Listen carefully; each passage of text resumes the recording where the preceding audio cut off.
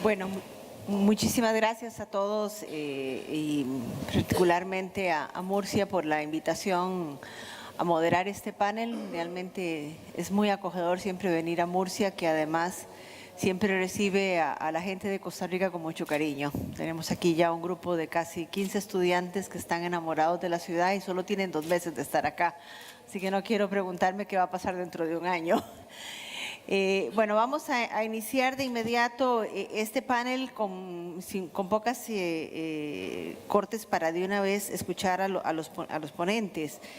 Es un panel muy particular y me parece que muy importante. En este momento la educación y la cultura realmente son elementos fundamentales para fortalecer todo lo que es el respeto, el compromiso y la confianza que todos los ciudadanos y ciudadanas debamos tener para con nosotros mismos, nuestra familia, nuestro entorno y particularmente con nuestro país y los compromisos que eso implica desde el punto de vista de sostenibilidad de la democracia y de las corresponsabilidades intergeneracionales. Yo creo que eso es uno de los aspectos fundamentales hoy día necesarios, que quienes estamos hoy día teniendo que tomar decisiones tengamos muy claro lo que implica la corresponsabilidad intergeneracional en la toma de decisiones de políticas públicas, de sostenibilidad de las democracias y por lo tanto educación y cultura son fundamentales en estos pilares. Me toca presidir un panel, yo diría que, como dicen en España, muy potente. Como buena profesora universitaria, estoy acostumbrada a lidiar con rectores, así que espero poder llevar la situación con cierta calma y diplomacia más propia del embajador que de la profesora, pero bueno. Quisiera decirles que vamos a tener una primera parte donde habrá una intervención aproximadamente, les pido a todos que de unos 5 minutos, donde exponga cada uno su posición inicial sobre el tema. Posteriormente entraríamos a una segunda parte, ya un poco más conociendo las visiones de los tres, a una especie de debate entre ellos mismos también, que yo creo que puede hacer todavía mucho más dinámico e interesante este proceso. Y finalmente con algunas preguntas si tuviéramos tiempo, de acuerdo al tiempo que nos han estipulado. Trataremos de que efectivamente haya esa posibilidad de contar por lo menos con algunas preguntas de los asistentes. Así que, y finalmente tendremos una breve conclusión de 2 minutos, les pediríamos a todos. Entonces vamos a tratar de ajustarnos. Voy a darle la palabra primero que nada a José Francisco Ballesta, conocido por todos ustedes, es el alcalde de Murcia, pero también fue rector de la Universidad de Murcia, doctor en Medicina y Cirugía, catedrático de Biología Celular de la Facultad de Medicina de la Universidad de Murcia y fue además vicerrector de Investigación e Infraestructuras y estuvo al frente del rectorado de la universidad desde el 98 hasta el año 2006. Ha sido también diputado del Grupo Parlamentario Popular en la Asamblea Regional y ha estado al frente de la cartera de Obras Públicas, Vivienda y Transporte, después asumiendo nuevas competencias en puertos y ordenación territorial y posteriormente además ha sido también portavoz y consejero de Universidades, Empresa e Investigación. O sea, un currículo muy amplio, con mucha experiencia, que yo creo que nos puede dar una muy buena combinación de lo que implica la educación, la cultura, el fortalecimiento de los valores y esa responsabilidad con la sociedad al día de hoy. Adelante, señor rector. Señor alcalde, perdón. Muchas gracias, señora embajadora, queridos colegas. Estando aquí sentado entre todos ustedes, lo único que siento es que el talento no sea contagioso. Educación y cultura claves para la difusión de los valores. Tengo que empezar diciendo que mi visión, hablar de educación, cultura y valores, en el momento que vive la sociedad actual es bastante oscuro. Pero también es cierto que dicen que la mayor oscuridad del día es justo la que precede al alba. El momento antes de que salga el sol es el momento más oscuro del día. Porque, contrariamente a lo que se dice en la filosofía habitual, no vivimos una época de cambios, sino un cambio de época. Escribía Yourcenar en sus memorias de Adriano aquellos tiempos en los que el hombre se sintió solo porque los dioses se habían ido ya y Dios no había llegado todavía. Y creo que vivimos uno de esos momentos, y en los que las sociedades occidentales de las que nos encontramos creo que no estamos siendo capaces de gestionar la creciente complejidad del mundo y nos mostramos impotentes ante quienes ofrecen una visión simplista de la sociedad, aunque sea al precio de una grosera falsificación de la realidad. Porque hoy, quien hable de límites, de responsabilidad, de esfuerzo, de intereses compartidos, de acuerdo, de moderación, de diálogo, tiene todas las de perder frente a quienes establecen unas demarcaciones profundas entre nosotros y ellos, entre los míos y los otros, esa especie de generación de una sociedad dual. Una sociedad dual que se combina con lo que antes denominé como sociedad Twitter, que no necesita ni discursos, ni profundidad, ni razonamientos.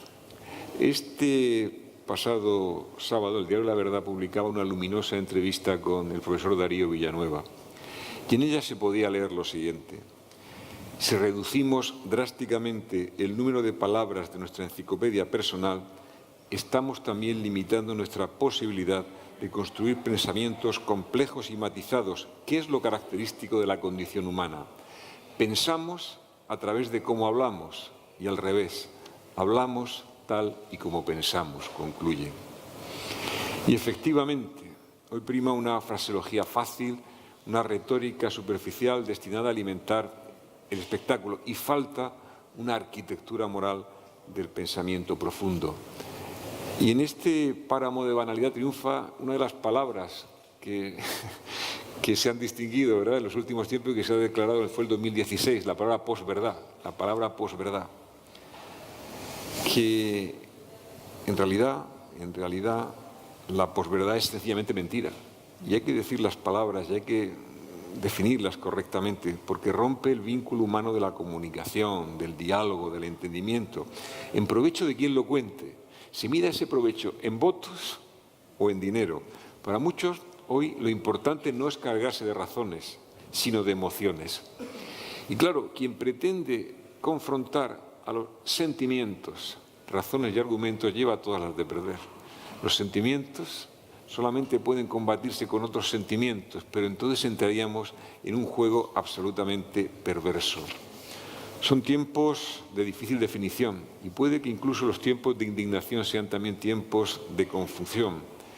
Y son momentos en los que es más necesario que nunca la sensatez de la reflexión pausada y comedida frente al vértigo del momento.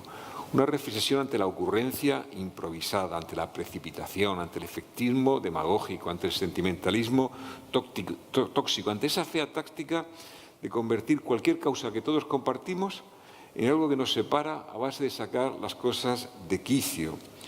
Tiempos un poco también de charlatanería nihilista. ¿Y qué respuestas estamos ofreciendo ante todo ello en los ámbitos social y político? Pues es que no basta solo con poseer eficiencia en la gestión, hay que tener valores. No es suficiente solo con pragmatismo y sentido común, hay que atesorar convicciones. Y no es válido el conformismo y la defensa de todo lo existente. Lo que hay que conservar realmente es los principios y las ilusiones de justicia. Los valores son convicciones profundas de los seres humanos que determinan su manera de ser y que orientan su conducta. Los valores forman parte de lo más íntimo de nuestro ser, son la última justificación de nuestras decisiones y comportamientos, de modo que cada opinión, cada opción que tomemos, la hacemos bajo la referencia explícita o no de nuestra propia escala de valores. Suelo decir que para salir adelante hace falta valor y valores, valor en lo personal y valores en lo ideológico, porque no es fácil andar en esta vida esgrimiendo valores. Hay que tener valor para esgrimir valores. Los seres humanos sostenemos ideas e ideologías, pero no olvidemos, son los principios y las convicciones los que nos sostienen a los seres humanos. Es necesario que espíritu e ideales prevalezcan sobre el afán de poder, sobre el afán de poseer, que el trabajo y el sacrificio reemplacen al cómodo mínimo esfuerzo y que la conciencia de un proyecto común y de compromiso colectivo sustituyan al individualismo y al egoísmo. La educación es más necesaria que nunca, pero casi más la presencia de auténticos maestros. Hemos abandonado ese concepto tan universitario de maestro, en el sentido que daba Henry Adams, catedrático de Historia Medieval de la Universidad de Harvard y premio Pulitzer, cuando decía que los maestros influyen sobre la eternidad porque nunca se sabe dónde deja de hacer efecto su influencia. Influir sobre la eternidad, o como decía un rector y catedrático, nada más y nada menos que don Miguel de Unamuno, dar a la eternidad cimientos, influir sobre la eternidad. Un maestro no solamente enseña, un auténtico maestro desarrolla su actividad a un nivel tan elevado, de forma tan personal, que sirve de enseñanza y de guía a los demás, de manera que su vida y su obra trascienden a la persona para dejar su huella en la historia. No lo olvidemos, la ciencia y la cultura son la mejor herencia que las generaciones adultas pueden ofrecer a los jóvenes y la mayor riqueza que una nación puede generar.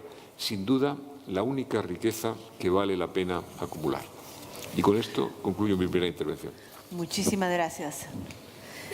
Vamos ahora con don Juan Luis Mejía, es el rector de la Universidad EAFIT y exministro de Cultura del Gobierno de la República de Colombia. Él estudió Derecho en la Universidad Pontificia Bolivariana de Medellín. Fue nombrado después director de la Biblioteca Pública Piloto de Medellín, después posteriormente de la Biblioteca Nacional de Colombia. Asumió la dirección de la Cámara Colombiana del Libro, trabajó también en el Grupo Editorial Planeta y en el Grupo Carvajal. Fue nombrado además director general posteriormente del Instituto Colombiano de Cultura y Cocultura y se desempeñó como secretario de Educación de Medellín, ministro de Cultura, cónsul de Colombia en Sevilla y como ministro plenipotenciario de la Embajada de Colombia en España. Después regresó a Colombia, donde se dedicó al proyecto educativo del Colegio Horizontes, oficio que alternaba con su trabajo como defensor del lector del periódico El Colombiano y es desde el año 2004 el rector de la Universidad EAFIT y además es miembro correspondiente de la lengua. Adelante, señor rector. Muchas gracias, embajadora. Muchas gracias por esta invitación, por traerme desde tan lejos para dirigirme a ustedes. Un saludo a mis compañeros de panel y dirigirme a ustedes en un idioma común que yo creo que es la gran riqueza que nos une. Un idioma que, como decía una vez el maestro Ernesto Sábato en una entrevista que le hacen y le dicen: maestro, ¿y por qué se habla de una literatura española y una literatura latinoamericana si hablamos las mismas palabras?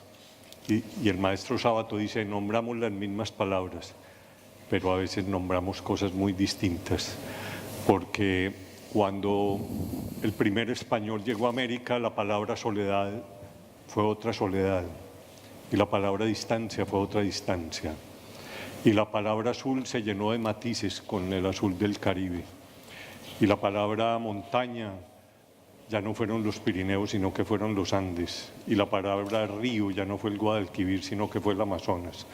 Entonces, no solamente América aportó unas nuevas palabras que llegaron y desembarcaron con las carabelas desde América, sino que América dotó de un nuevo contenido a esas palabras que estamos nombrando conjuntamente en esta mañana. Y precisamente me voy a referir a esas tres palabras que nos han convocado esta mañana y voy a invertir el orden de las palabras para tratar de dar también un nuevo contenido. Voy a empezar por cultura, valores y educación.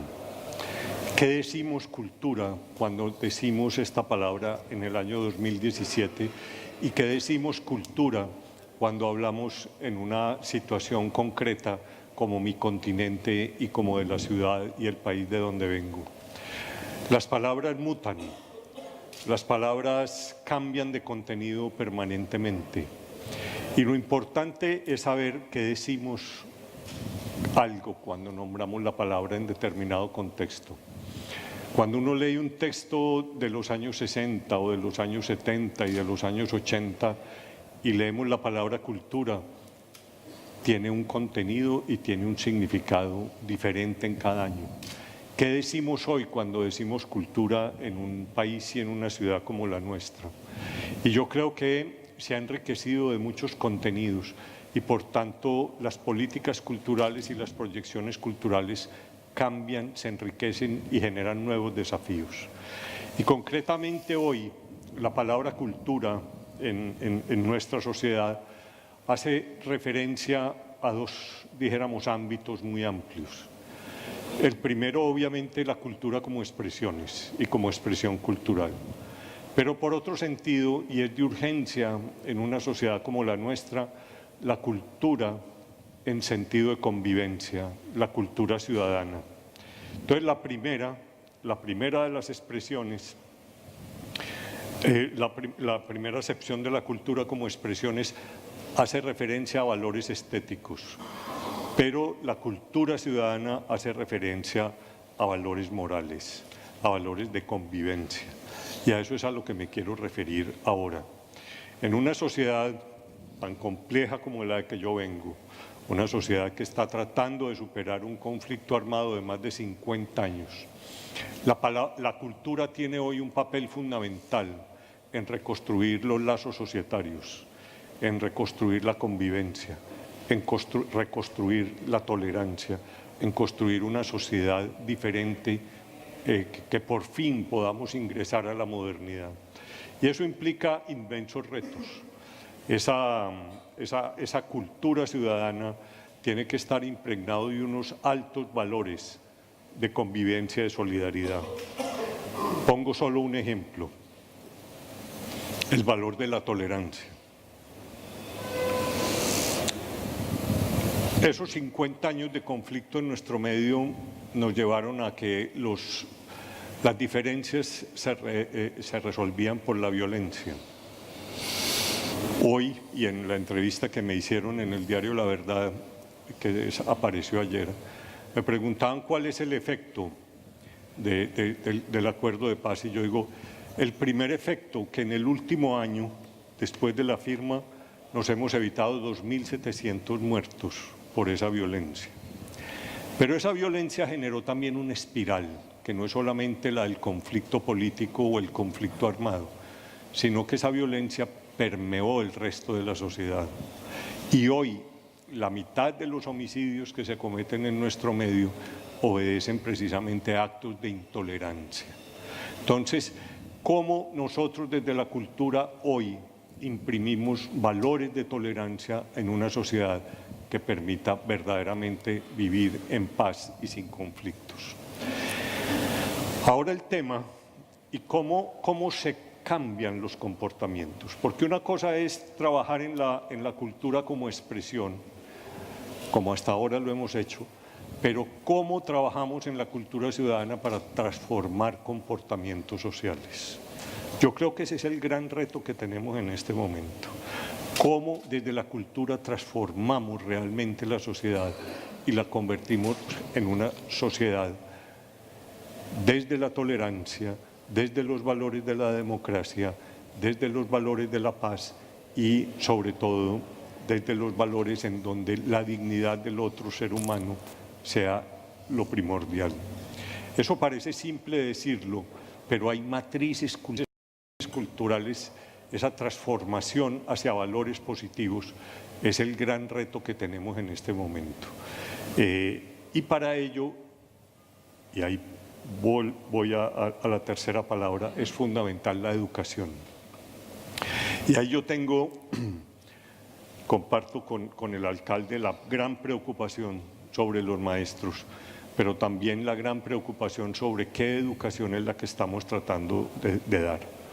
Yo vivo muy preocupado últimamente como rector, porque de alguna manera el modelo en que estamos ahora, el modelo sobre la técnica, los famosos rankings internacionales que nos miden solo por producción científica o por producción intelectual, y ha ido descargando, se está generando un vacío, sobre todo en las universidades, como entes culturales, como entes transmisores de valores, Parecería que las universidades entonces, nuestro fin es solamente la producción científica y por eso nos miden y por eso siempre aparecen las grandes discusiones, es que las universidades de América Latina ni siquiera aparecen en los rankings internacionales. Pero es que nosotros tenemos otro papel también.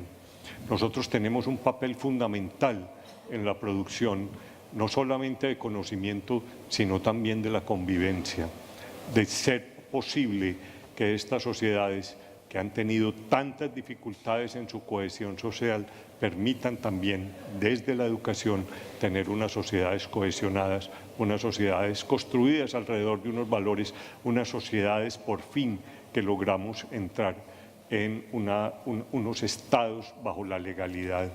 Tenemos un gran déficit en el tema de la legalidad y eso se está reflejando en los temas de corrupción actual que estamos viviendo. Yo creo que es un tema de la época, es un tema complicado del espíritu de los tiempos, de cómo nosotros logramos otra vez volver a vivir en una sociedad bajo las normas, no solamente bajo las normas legales, sino bajo las normas culturales y bajo las normas morales. De manera que ese es como el gran reto que tenemos en este momento desde América Latina. Muchísimas gracias. Ahora a continuación con ustedes, don Darío Villanueva, director de la Real Academia Española y el rector de la Universidad de Santiago de Compostela. Ha sido teórico y crítico literario español, elegido director de la Real Academia Española el 11 de diciembre de 2014, profesor de la Facultad de Filología de la Universidad de Santiago de Compostela, de donde es catedrático de Teoría de la Literatura y la Literatura Comparada.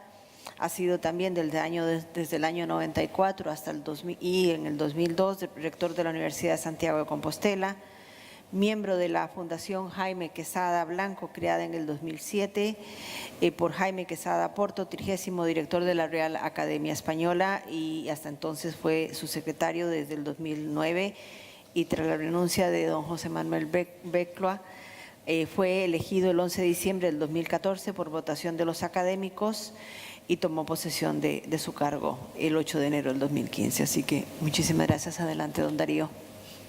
Muchas gracias, Doris. El título que nos concita, que nos reúne aquí, es Futuro en Español, y nada más apropiado para una intervención como la que tan amablemente se me concede. No solo en mi calidad de director de la Real Academia Española, sino también en otro cometido del que me siento muy orgulloso, que es presidir la Asociación de Academias de la Lengua Española, compuesta por 23 academias distintas. Están todas las americanas, incluyendo la Academia Norteamericana de la Lengua Española, más la Academia Filipina, y la última en ingresar es la Academia Ecuatoguineana. Futuro en Español es una cuestión que estoy seguro se planteó varias veces a lo largo de la historia, y me limitaré a los últimos 200 años. Esa era una cuestión sin duda problemática en el siglo XIX, a partir de los procesos de las independencias de las repúblicas en América. Había voces agoreras que decían que con el Imperio Español iba a ocurrir lo mismo que con el Imperio Romano, que su caída provocaría la fragmentación lingüística. En Europa dio lugar al nacimiento de unas lenguas espléndidas, y había quien pensaba que lo mismo le ocurriría al español en el vasto y prodigioso territorio de las Américas. Sin embargo, por suerte no fue así, y yo siempre insisto, y me gustaría aprovechar esta tribuna hoy para reiterar esta idea, que el español es hoy la lengua ecuménica que es, y tiene un prometedor futuro, no tanto por la colonia, sino sobre todo por la independencia. En el momento de las independencias, a partir de 1810, en América hablaban el español menos de un 20% de la población. La colonización española no había sido pugnaz y agresiva en lo que se refiere a la lengua. De manera que el crecimiento de del uso del español es el resultado de la creación de las repúblicas que, al configurar su Estado, su territorio, su nacionalidad, su administración, etcétera, se plantean la cuestión de qué idioma vamos a utilizar para entendernos entre todos, ya que en muchos casos había diferentes lenguas vernáculas. Un país como Guatemala, que está muy poblado, pero que no tiene un territorio muy amplio, posee más de 200 lenguas que corresponden a familias distintas, que por lo tanto no son comunicativas entre ellas. El hecho es que hoy en día estamos en una situación muy prometedora en lo que se refiere al español. No cabe ninguna duda de que la gran batalla en el futuro, en el inmediato futuro, se va a producir en los Estados Unidos, donde la minoría hispana es ya la minoría mayoritaria y está adquiriendo nuevas cotas de presencia, de poder económico, de influencia política, presencia en las artes, también en los deportes, etcétera, etcétera. El asunto, de todos modos, como decía, se planteó en el siglo XIX y yo quisiera citarles una referencia que a mí me resulta especialmente emocionante. En el año 1870, la Real Academia Española lanzó la propuesta de crear academias de la lengua española en América, y lo hizo con un documento en donde hay una frase que es la que les voy a repetir, que viene a decir lo siguiente: los lazos históricos se han roto para siempre. De la tradición histórica puede incluso llegar a prescindirse. Ha cabido el odio entre España y los países en donde España estuvo en la época de la colonia. Pero una sola lengua hablamos, la cual, si en tiempos aciagos que ya pasaron utilizamos incluso para maldecirnos, de ahora en adelante debemos usarla para nuestra común inteligencia, aprovechamiento y recreo. Inteligencia, aprovechamiento y recreo. Y esto produjo un efecto inmediato. En el año 1871 se creó la Academia Colombiana de la Lengua Española, que es la decana, y la última de esta serie es la Academia Ecuatoguineana, porque hay un país en África en donde se habla el español y es lengua oficial, que es precisamente Guinea Ecuatorial. Por lo tanto, agradezco mucho este convite a participar en una reunión en donde de nuevo se plantea la cuestión del futuro en español, pero creo que con un horizonte muy optimista, distinto al que se podía vislumbrar en 1810 o en 1815. Al comienzo de este milenio, en el año 2000, yo recuerdo que la revista Time publicó un artículo irónico, humorístico, pero con mucho sentido, en donde se preguntaba por qué 10 oficios o empleos estaban destinados a desaparecer con la llegada del nuevo siglo y del nuevo milenio. Bueno, este tema sigue siendo de mucha actualidad en este momento, por ejemplo, por cuestiones como la robotización que está creciendo extraordinariamente. No cabe duda de que, como ocurrió con la revolución industrial que acabó con tantos puestos de trabajo, la robotización también influirá en esto. Pero la revista Time en el año 2000 decía: el primer oficio que va a desaparecer es el de cartero. Y el 10º en desaparecer va a ser el oficio de padre, porque o bien por la clonación o bien por la fecundación in vitro, los padres ya no van a ser necesarios. Pero dentro de los otros 8 empleos que desaparecerían, Time mencionaba también el profesor. Los profesores estábamos destinados a desaparecer en aras de la educación virtual, y a lo que llegaríamos era ser un pequeño icono en el software de nuestra computadora y la, por supuesto, computadora de los estudiantes. Para mí esta es la cuestión fundamental.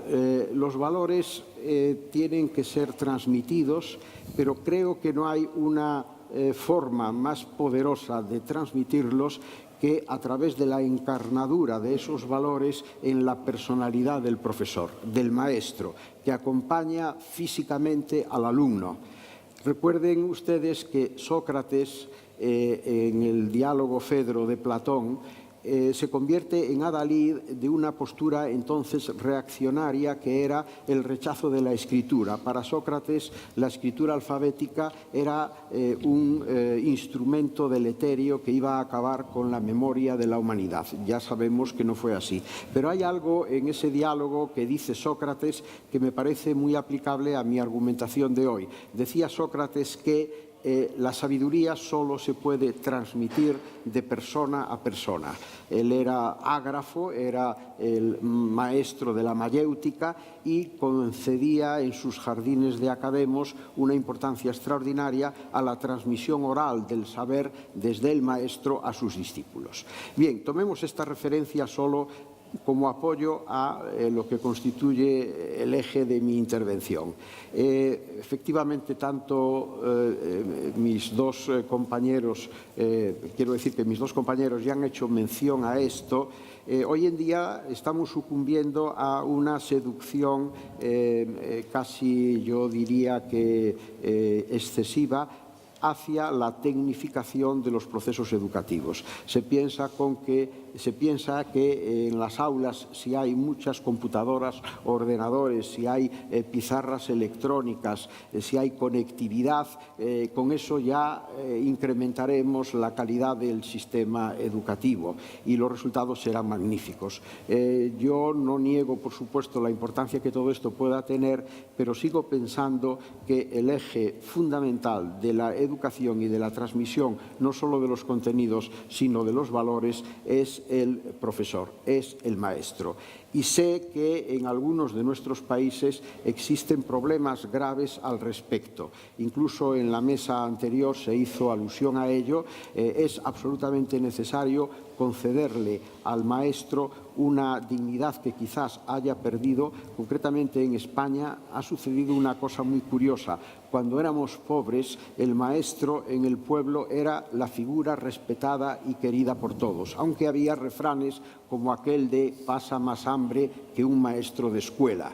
Y ahora, que se supone que somos un poco ricos, sin embargo, la dignidad y la consideración social del maestro se ha derrumbado por completo y el primer problema que en muchos casos nuestros compañeros tienen que afrontar en las aulas es el del reconocimiento de una autoridad especial que les tiene que acompañar por parte de los alumnos. Incluso antes los padres apoyaban siempre las actitudes y las indicaciones de los maestros y ahora en nuestro sistema educativo está ocurriendo lo contrario.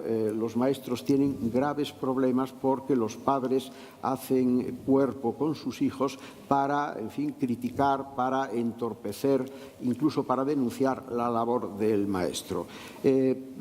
Pienso, por lo tanto, y con ello concluyo, que la educación de los contenidos, insisto, pero sobre todo la educación en los valores, tiene que venir por una dignificación a todos los planos, en todos los niveles de la figura del profesor o del maestro. Bien sé, por supuesto, que no es el único asunto ni es tan sencillo como pueda deducirse de mi enunciación. Por ejemplo, a mí me preocupa mucho la utilización de ese poder que el maestro tiene para la transmisión no de valores, sino de ideologías interesadas. El adoctrinamiento de los estudiantes a través de una planificación, que a veces es política, de la enseñanza que reciben por parte de sus profesores, eso es verdaderamente terrible. Si los médicos tienen un juramento hipocrático, los profesores también deberíamos de tener un juramento parecido para condicionar la mente de nuestros alumnos por intereses espurios de tipo político. Y este es un asunto que en España, en este momento, es de primerísima importancia. Uno de los problemas fundamentales que España está arrostrando tiene que ver con la utilización de la educación como un caballo de Troya para la transmisión de sectarismo político. Y luego también sé, porque para decirlo a la pata a la llana, no me chupo el dedo, que están ocurriendo cosas sorprendentes. La educación generalizada, gratuita y obligatoria, no cabe duda de que es un avance extraordinario en la historia de la humanidad. Muchos países ya han podido implementar este sistema, este procedimiento. Pero, hablando de nuevo desde España, está sucediendo algo muy curioso. Hace años, cuando en España había un ejército que era sustentado por soldados de servicio militar obligatorio, surgió el movimiento de los objetores de conciencia. Hoy en día en España ya no hay un ejército sino profesional. Pues bien, en este momento, en el sistema educativo generalizado y universal y obligatorio, se está produciendo lo que podríamos llamar una objeción de conciencia de los propios estudiantes. Es decir, hay dentro de las aulas muchachos y muchachas que le niegan al Estado la capacidad de obligarles a dedicar años importantes de su vida a recibir una educación obligatoria, lo cual sin duda significa una riqueza para toda la sociedad. Y ese grupo o esa actitud entre los propios estudiantes muchas veces perjudica también extraordinariamente la labor de los profesores y la autoridad que todo el conjunto de la clase, de cada una de las clases, debiera otorgarles. Este es mi planteamiento por el momento. Okay. Muchísimas gracias. Muchísimas gracias a los tres.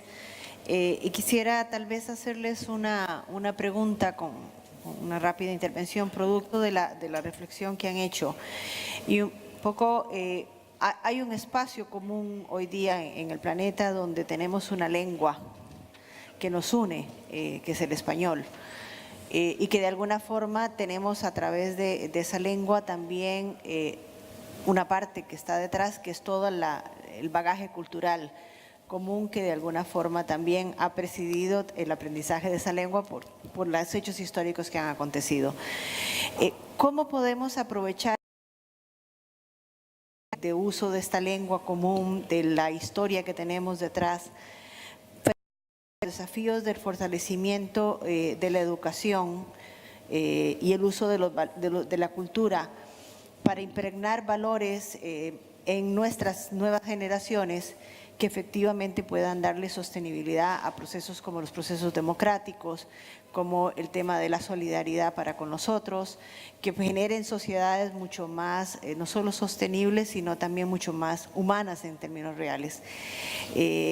Frente a un desafío que es el uso de las tecnologías, redes sociales que incluso te deforman hasta la propia lengua, una especie de si podríamos decirla, o de americanización, si lo queremos ver un poco más de la influencia que pueda provenir de Estados Unidos, sobre estilos de vida que incluso contraponen muchos de estos valores culturales que precisamente nos podrían ayudar. Entonces yo quisiera un poquito, ustedes tres que han tenido el desafío de dirigir universidades y que tienen que haberse hecho esta reflexión, cómo hago a estos profesionales mucho más valiosos para la sociedad y frente a ello a los propios maestros. Entonces, yo sé que es una pregunta muy amplia, pero es que tratando de combinar lo que los tres han dicho, me parece importante hilar el uso de la lengua frente a este espacio que nos desafía el fortalecimiento de la educación y la cultura como mecanismo para desarrollar a través de los valores mejores ciudadanos, al menos en este espacio común en el que compartimos por lo menos una lengua y una cultura también. Pues hablando de lengua y de español, yo creo que la autoridad moral reside en el profesor Darío Villanueva. Así que… Sí, la pregunta es muy interesante y compleja, ¿no? Sí. En principio, creo que podemos admitir que una lengua lleva consigo también una cosmovisión, es decir, que una lengua compartida por mucha gente aporta en principio la posibilidad de una cierta convergencia en la estimación de los valores y en la cosmovisión de en fin, ese número amplio de hablantes. Lo cual no quiere decir en modo alguno uniformidad. Pero me dicen, por ejemplo, de un tiempo a esta parte está muy de moda hablar del valor económico de la lengua, y esto también se aplica al español. Y independientemente de que algunos llegan a establecer un tanto por ciento del PIB aplicado a los resultados de una lengua común, los empresarios me dicen que a la hora de realizar negocios, el hecho de compartir la misma lengua significa una facilidad extraordinaria en comparación de lo que puede resultar de un negocio que se quiera realizar con China o con en fin, incluso Dinamarca, ¿no? Pero quiero, por supuesto, insistir en que nunca el compartir una misma lengua significa uniformidad ni uniformización, pero sí hay un conjunto compartir determinados valores.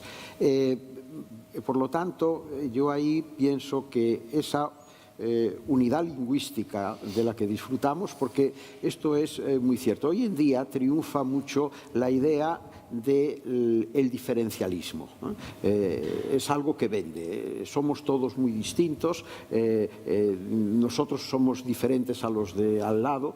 Yo soy de la idea contraria. Creo que cuanto más viajo, más idéntico me parezco a todos los demás. Es decir, en las cosas fundamentales hay una profunda identidad que se incrementa en el caso de una comunidad cultural, histórica y lingüística como es la nuestra.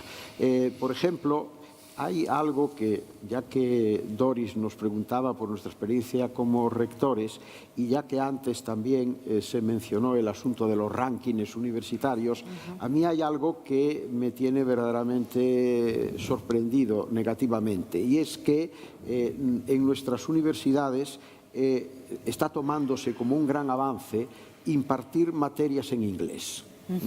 Y eso además computa como un mérito en unos rankings que muchas veces están dominados por una visión de la institución universitaria muy próxima a las universidades anglosajonas. Francamente, nosotros nunca vamos a poder competir con las universidades de los países angloparlantes enseñando las distintas materias precisamente en la lengua inglesa, contra la que, por supuesto, no tenemos nada. Hay que favorecer el estudio y el conocimiento del inglés. Pero lo que debiera de primar en nosotros es precisamente lo contrario, ofrecer las materias en un buen español con todas las matizaciones de cada una de las regiones en las que el español se habla. El tema de la influencia inglesa norteamericana es francamente muy preocupante, ¿no? Lo es, aunque debemos de diferenciar entre lo que significa una influencia de usos, de costumbres. Acabamos, o se acaba de celebrar el Black Friday.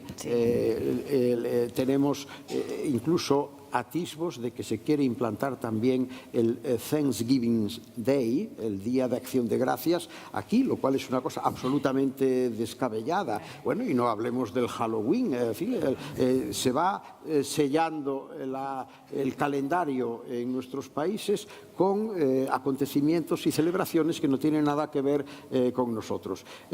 Luego está la cuestión lingüística. La única lengua que está resistiendo, incluso en los Estados Unidos, el empuje avasallador del inglés es precisamente el español. Por lo tanto, debemos de denunciar esa actitud de auténtico papanatas, que es la actitud de quien se entrega indiscriminadamente a la lengua inglesa. Y en eso debemos de ser militantes. No quiero con ello decir que la lengua española deba ser considerada en sí misma un valor, pero sí es un instrumento a defender para la transmisión de unos valores que, en términos muy generales, podemos decir que compartimos todos los que hablamos español. Sí. Bueno, yo, antes de esta segunda intervención, es que escuchándote, Darío, me acordé de una cita del gran poeta mexicano Gabriel Said, que decía: gracias a los libros sabemos que Sócrates desconfiaba de los libros. A mí el idioma me encanta, es por esos caminos inesperados que recorre. El español ha sido de ida y vuelta, va y viene. Nos llevaron, trajimos nuevas palabras, nuevos contenidos. Los exilados republicanos nos dieron otra. Pero ahora a mí hay un tema que me apasiona ahora. Una vez yo leía una de las conferencias que García Lorca fue a llevar a América por allá en el año 32. Y en una de ellas él decía que, meditando sobre el espíritu melancólico de los andaluces, que él iba por Granada y en una esquina había una nana, una mujer cantándole a una niña para dormirla las nanas más tristes del mundo, y que de ahí salía el espíritu melancólico de los españoles y de los andaluces. Pero yo ahora, y luego de haber vivido en España un tiempo, digo, ¿cuántos niños españoles han dormido en los últimos años al son de unas nanas que vienen del Alto Perú, que vienen de los Andes, que vienen de lo profundo de América? ¿Cuántos ancianos españoles están terminando sus días escuchando historias profundas que vienen del Titicaca, que vienen del Ecuador, que vienen de lo profundo de los Andes? ¿Cómo ese idioma ha regresado a España, enriquecido con una cosmovisión, con otra mirada del mundo, para acompañar los primeros pasos de los niños españoles o para acompañar los primeros días, los últimos días de los ancianos españoles?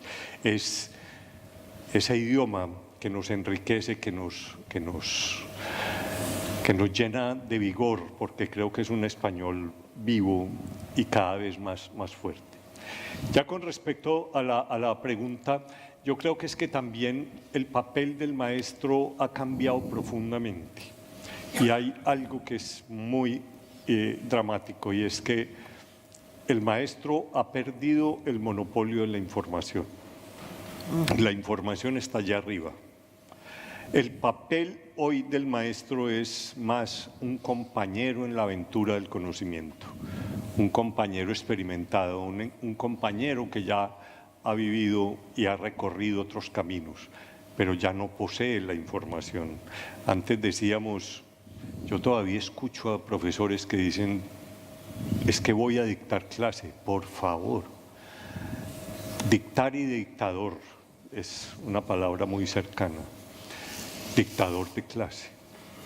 Hoy el maestro tiene que ser otra persona. Y uno de los grandes déficits que tenemos concretamente en América es, primero, la ausencia del padre. Yo leía antier en uno de los periódicos españoles que decía que el gran número que ya no hay maestros, son maestras, pero que al gobierno no le importaba eso, que era indiferente. A mí sí me preocupa. Cuando yo fui secretario de Educación, el 80% de las docentes de mi ciudad eran mujeres, el 80%. Entonces, en una sociedad como la nuestra, donde la figura del padre cada vez más es ausente, en la escuela no encontramos la figura masculina tampoco, que es la transmisora de valores fundamentales de cumplimiento, de orden, etc. Entonces, hay una búsqueda también de un adulto significativo. ¿Cuál es el adulto significativo con el que nos identificamos? Y ese sí es para mí el papel fundamental del maestro. Constituirse en adulto significativo. En uno de los últimos estudios que se hizo en América Latina, que se llama el Proyecto Atlántida, que es un estudio sobre la juventud, y se llama precisamente Atlántida porque es un continente por descubrir, se encontró que muchos de los jóvenes no van a la escuela para adquirir conocimiento, sino para encontrar con sus pares, porque hay una ausencia inmensa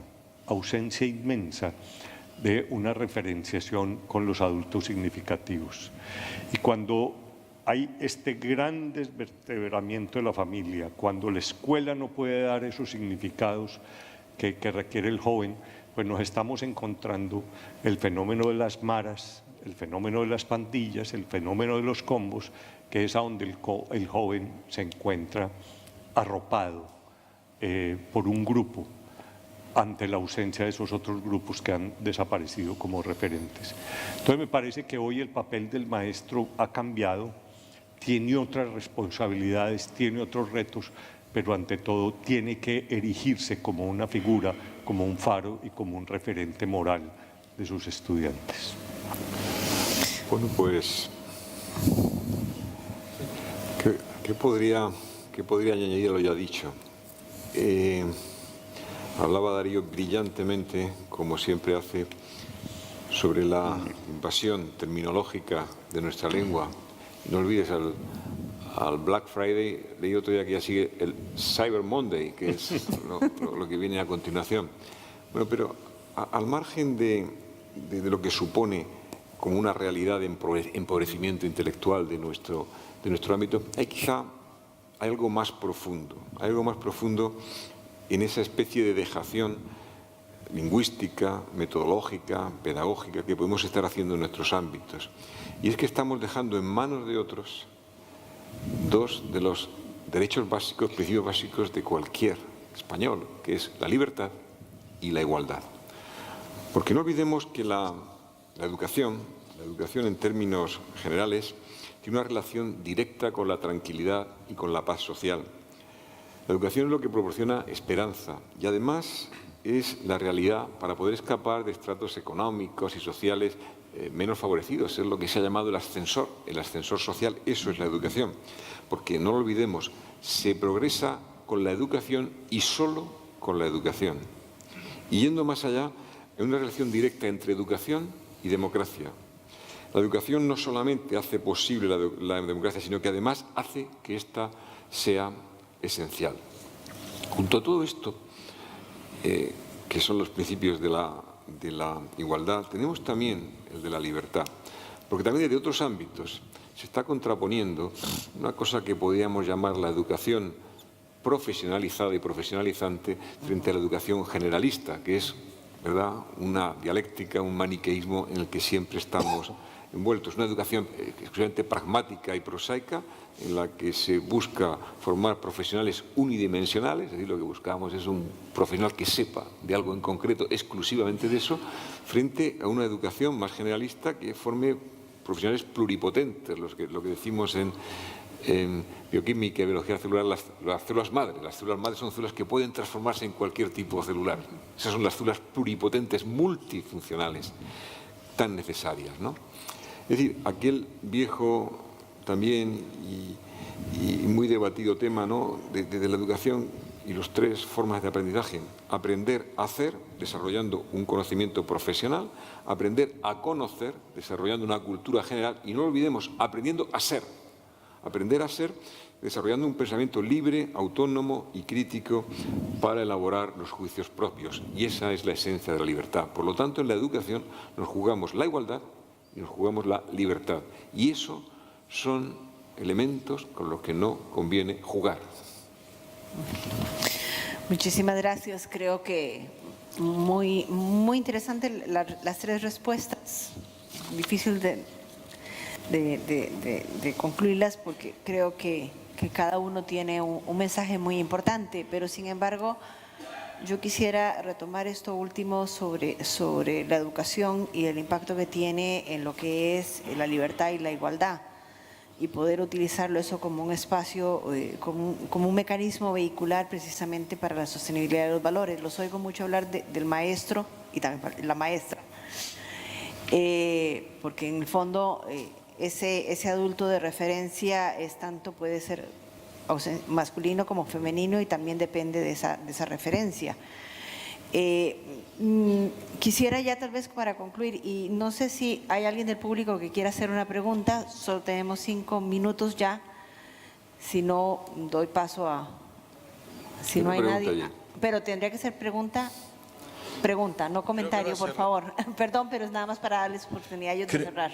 Creo que va a ser rápida. Yo me alegro que hayan distinguido entre maestro y profesor. Yo soy primero maestro y después profesor de historia. La pregunta va sobre todo para don José Francisco y también para el señor Darío, bueno, de Santiago de Compostela. Una de las cosas que no se ha hablado, pero que está latente en lo que se ha debatido y se ha explicado, son las reformas educativas. Por ejemplo, y va para don José Francisco, la reforma educativa, pero no va para el político, alto político del Partido Popular, sino para el catedrático, el profesor, porque yo, y ya termino, pienso una cosa: se sabe la solución de la enfermedad en la educación. Es libertad, dejarte muchas veces tu subjetividad, y segundo, autoridad, no autoritarismo, y la ley del esfuerzo. Aquí no puede pasar un niño, como me decía a mí un chiquillo: mire, usted cante misa si quiere, que yo voy a pasar, porque con 11 puedo pasar, 11 asignaturas. Muchas gracias. Entonces, se deben de poner de acuerdo, no es tan difícil. Okay, muchas gracias. Hace más de 100 años, ya referíamos antes a don Miguel de Unamuno, escribió un artículo en el que hacía referencia a la reforma de las enseñanzas y escribía algo así como que, y perdóname César Antonio, que cada ministro traía su reforma, cada gobierno traía su proyecto educativo, que al final, dice, recordaba que se disolvía como pildorillas homeopáticas en un barril de agua. Y decía, al final, lo que hace falta son maestros, en primer lugar, que sepan, y en segundo lugar, que sepan enseñar, saber y luego saber enseñar. Y eso es lo fundamental. Y yéndonos también a otra época, no podemos excusarnos en la ausencia de medios, muchas veces que nos faltan medios a los que enseñamos y tal. A yo les recordaría también lo que el que fundó las misiones pedagógicas, Cosío, dijo, la que también estuvo involucrado Ramón Gaya, un pintor de aquí, murciano, durante muchos años en aquellas misiones pedagógicas, ¿no? Les recordaría lo que decía Cosío: dadme un buen maestro y él improvisará el local si faltase, él inventará el material de enseñanza y él hará que la asistencia sea perfecta. Darío, si no, vamos a seguir. Yo no tengo nada que añadir. Efectivamente, el maestro tiene que saber. Quizás se ha cometido algún que otro error en el currículum formativo del magisterio en España en los últimos años. Hay muchas voces críticas hacia una hipertrofia de lo pedagógico a cuenta de la adquisición de los contenidos que el profesor o el maestro tiene que transmitir. Pero yo insistiría también en algo que tiene que ver con la personalidad del maestro en cuanto a elemento de referencia y transmisión de valores. Nada es más poderoso como modelo que el buen ejemplo del que no solo dice las cosas, sino que actúa conforme a las ideas que está transmitiendo, ¿no? ¿Esto cómo se puede conseguir? En primer lugar, por supuesto, incrementando el reconocimiento social hacia la figura del maestro, recuperando aquella aura de prestigio que en su momento tenía, haciendo la profesión de maestro atractiva desde el punto de vista profesional, pero luego favoreciendo el elemento vocacional que el trabajo de maestro tiene.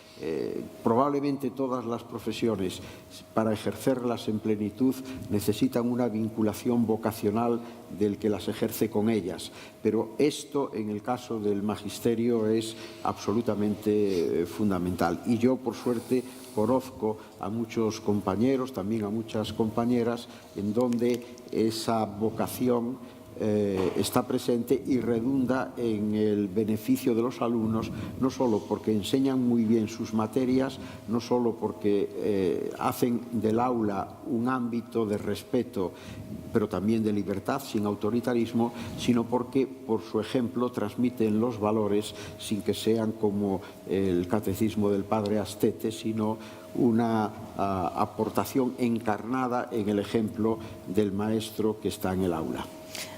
Bueno, muchísimas gracias. Realmente el tema es de una profundidad grandísima y da para mucho. Y la verdad que en tan poco tiempo, con 3 excepcionales panelistas, es difícil profundizar y haber tenido un debate. Y yo tal vez quisiera como darles al público la posibilidad de que ahora se vayan a la comida y al resto del tiempo, una frase de cada uno de ustedes que sea provocativa para ellos, que les permita irse a comer y a oficinas, en sus espacios, ir a discutir sobre ese tema, porque yo creo que eso es en el fondo, cuando uno plantea un tema de esta envergadura, sabiendo que tiene 3 panelistas excepcionales, en el fondo lo que está buscando es provocar a la sociedad para que piense.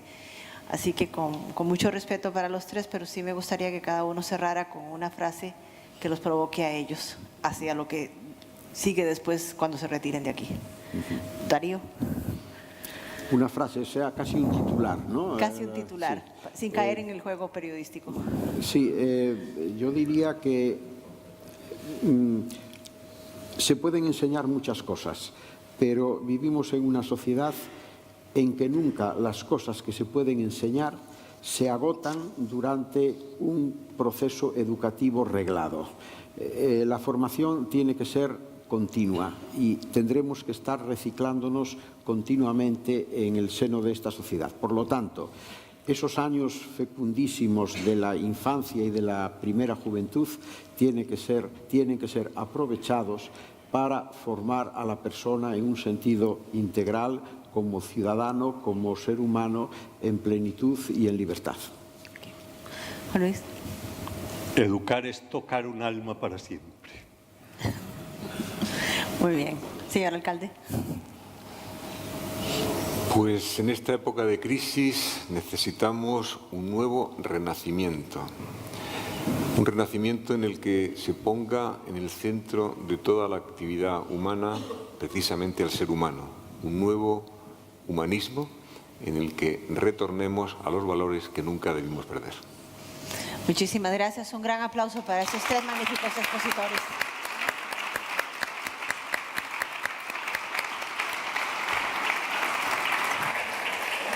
Muchísimas gracias.